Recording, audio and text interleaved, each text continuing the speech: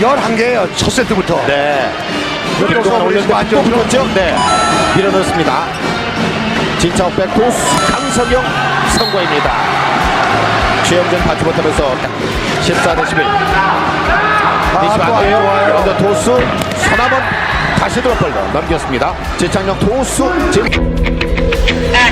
이어서 백어택. 이어서 백어택.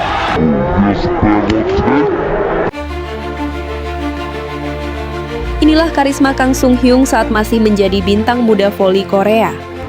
이종원의 서브. 강성경, 진창욱, 임도훈 내리꽂힙니다. 하면은 네. 좀 상대도 정신 산란하고 네. 이 서브 레시브 안 좋죠? 진창용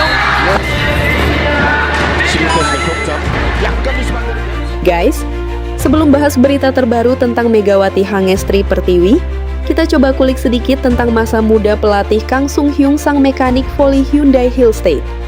Jauh sebelum namanya dikenal sebagai salah satu pelatih penting di dunia bola voli Korea Selatan, sosok Kang Sung Hyung ternyata lebih dahulu merasakan kerasnya persaingan dari dalam lapangan. Ia bukan lahir sebagai pelatih, ia adalah seorang pemain. Seorang pemain yang pernah berlari, melompat, melakukan serangan bertahan, mengejar bola-bola sulit, dan berjuang memenangkan pertandingan bersama rekan-rekannya. Kini ketika namanya dikenal sebagai sosok yang berdiri di belakang garis lapangan dan memberikan instruksi kepada para pemain, sebuah rekaman pertandingan lama kembali membawa kita ke masa ketika Kang Sung Hyung masih menjadi bagian dari generasi pemain bola voli Korea pada era 1990-an. Rekaman tersebut membawa kita kembali ke 22 Maret 1995, ketika kompetisi Superliga Korea mempertemukan Hyundai Automobile Service dengan LG dalam pertandingan ketiga babak Champion Series di Daegu. Bagi generasi sekarang, pertandingan tersebut mungkin terasa seperti bagian dari sejarah yang sudah sangat jauh. Namun bagi dunia bola voli Korea, rekaman semacam ini menyimpan sesuatu yang sangat berharga. Sebab di dalamnya terdapat wajah-wajah para pemain dari generasi lama. Dan salah satunya adalah Kang Sung Hyung. Saat melihat rekaman pertandingan tersebut, sulit membayangkan bahwa pemain yang terlihat aktif di lapangan itu kelak akan berdiri sebagai pelatih. Pada masa itu, Kang Sung Hyung masih menjalani kehidupan sebagai pemain. Ia harus melakukan semuanya sendiri. Tidak ada bangku pelatih yang bisa menjadi tempatnya bersembunyi ketika pertandingan berjalan buruk. Tidak ada kesempatan untuk hanya memberikan instruksi kepada pemain lain. Ia harus berada di tengah tekanan. Ia harus menghadapi blok lawan. Ia harus membaca arah serangan. Ia harus bertahan. Dan ketika kesempatan datang, ia harus mencetak poin.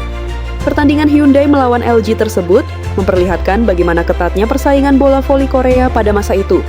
Sejak awal pertandingan, kedua tim terlihat saling memberikan tekanan. LG sempat mampu mengambil momentum pada awal permainan. Namun pertandingan kemudian berkembang menjadi duel yang penuh kejar-kejaran. Tidak ada tim yang ingin memberikan ruang terlalu besar kepada lawannya. Setiap kesalahan menjadi sangat berharga. Setiap serangan harus diperhitungkan. Dan setiap bola yang berhasil diselamatkan bisa mengubah jalannya permainan. Di tengah situasi seperti itulah Kang Sung Hyung menunjukkan kemampuannya. Salah satu hal menarik dari rekaman tersebut adalah bagaimana Kang Sung Hyung tidak hanya mengandalkan kemampuan menyerang.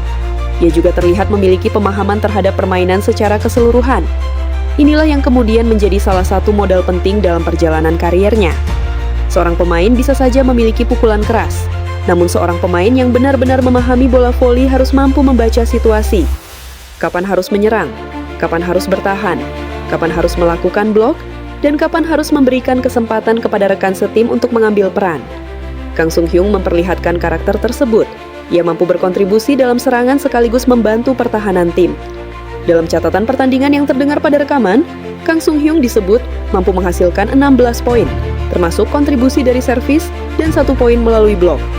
Angka tersebut menunjukkan bahwa ia bukan pemain yang sekadar berada di lapangan. Ia benar-benar memiliki peran penting bagi tim, namun angka bukan satu-satunya hal menarik dari penampilannya. Justru cara bermain dan pengalaman yang diperlihatkannya menjadi bagian yang membuat rekaman lama tersebut menarik untuk disaksikan kembali. Perjalanan Kang Sung Hyung kemudian tidak berhenti sebagai pemain. Ia terus berada di dunia bola voli dan akhirnya memasuki dunia kepelatihan. Disinilah pengalaman masa lalunya menjadi sangat penting. Pelatih yang pernah menjadi pemain memahami tekanan yang dirasakan atlet. Ia tahu bagaimana rasanya berdiri di lapangan ketika ribuan pasang mata memperhatikan. Ia tahu bagaimana rasanya melakukan kesalahan ketika pertandingan sedang berlangsung. Ia tahu bagaimana rasanya harus bangkit setelah kehilangan beberapa poin secara beruntun. Dan mungkin yang paling penting, ia memahami bahwa pemain bukanlah robot. Mereka memiliki rasa gugup, mereka memiliki kepercayaan diri, mereka bisa mengalami penurunan performa, dan mereka membutuhkan sosok yang mampu memberikan arahan pada saat yang tepat. Yang membuat rekaman pertandingan 1995 terasa semakin menarik adalah kenyataan bahwa kita dapat melihat Kang Sung Hyung dalam versi yang sangat berbeda dari sosok yang dikenal sekarang. Hari ini, orang-orang mengenalnya dari pinggir lapangan. Namun rekaman lama tersebut memperlihatkan dirinya ketika masih menjadi bagian dari perjuangan di dalam lapangan.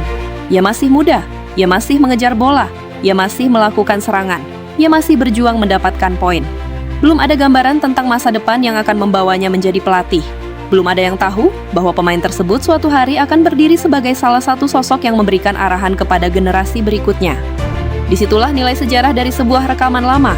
Satu video dapat memperlihatkan perjalanan waktu. Wajah yang dahulu terlihat sebagai pemain, kini dikenal sebagai pelatih. Dan kita bisa melihat bahwa sebelum seseorang menjadi pelatih, ia terlebih dahulu harus melewati perjalanan panjang sebagai seorang pemain. Kini, Kang Sung Hyung telah lama menjadi pelatih Hyundai dengan segudang prestasi. Dan dengan oposit andalannya saat ini yakni Megawati, banyak yang meyakini di musim ini akan menjadi milik Hyundai yang keluar sebagai juaranya. Di sisi lain, ada kabar yang beredar di kalangan penggemar bahwa semakin banyaknya tato di lengan Silva bukan hanya karena alasan estetika. Ada yang menduga bahwa tato tersebut menjadi simbol perjalanan mental sang pemain untuk memasuki musim baru. Terlebih, Silva akan kembali menghadapi banyak pemain besar di V-League. Dan salah satu nama yang tentu saja tidak bisa dihindari adalah Megawati. Giselle diduga ada perasaan canggung menghadapi Megawati kembali. Makanya dia mentato sepanjang lengannya demi membangun kembali rasa percaya dirinya dan menumbuhkan rasa semangat untuk mengalahkan rival terberatnya yakni Megawati. Makna yang disampaikan justru berkaitan dengan energi positif, keluarga, kehidupan, dan semangat baru. Tetapi dunia olahraga memang selalu memiliki sisi lain. Ketika seorang atlet kembali ke kompetisi setelah menjalani masa istirahat panjang, kepercayaan diri menjadi salah satu modal terpenting. Dan Silva tampaknya ingin memasuki musim baru dengan identitas yang semakin kuat. Lengan kirinya kini bukan lagi sekadar bagian tubuh. Ia seakan menjadi sebuah buku perjalanan. Pohon palem menggambarkan tanah kelahirannya. Bola voli menggambarkan kehidupannya. Matahari menggambarkan energi baru. Sementara gambar bersama putrinya menjadi simbol keluarga yang selalu menjadi sumber kekuatan. Jika kemudian para penggemar menghubungkannya dengan Megawati, itu merupakan bagian dari cerita rivalitas yang sudah terbangun di V-League. Yang pasti, kepulangan Silva menjadi kabar yang tidak bisa dianggap remeh.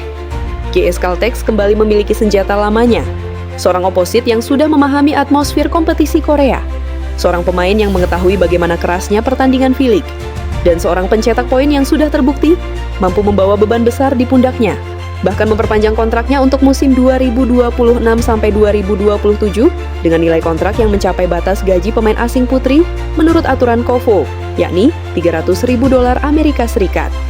Itu menunjukkan satu hal, GS Caltex masih percaya penuh kepada Silva. Dan Silva tentu tidak kembali ke Korea hanya untuk sekadar menjalani musim, ia kembali untuk bertarung. Di sisi lain, Megawati juga datang ke musim baru dengan cerita yang berbeda. Ia bukan lagi pemain yang baru beradaptasi dengan Korea. Kini Mega datang sebagai salah satu nama besar yang sudah memahami atmosfer V-League. Dan yang paling menarik, keduanya sekarang berada di klub yang berbeda. Silva dengan JS Caltex, Megawati dengan Hyundai Hill State. Dua oposit, dua mesin poin, dua pemain asing dengan karakter berbeda, dan satu kompetisi yang sama. Menariknya, belum ada satu pertandingan pun dimainkan. Belum ada peluit pertama, belum ada smash, belum ada blok, belum ada satupun angka di papan skor. Tetapi cerita persaingan Silva dan Megawati sudah mulai dibicarakan. Kepulangan Silva dari Kuba seolah menjadi tanda bahwa salah satu ancaman terbesar di V-League telah kembali. Dan kali ini, ia kembali dengan sesuatu yang berbeda. Tato baru, semangat baru, energi baru, serta motivasi baru untuk menjalani musim yang jauh lebih berat. Tato pohon palem di lengannya tetap menjadi simbol tanah kelahirannya. Sementara bola voli yang bersinar seperti matahari seakan menjadi simbol bahwa Silva ingin membuka lembaran baru dalam kariernya. Namun ketika matahari baru itu mulai terbit, satu bayangan besar juga sudah menunggu di hadapannya. Megawati hangisko ti hangestriko.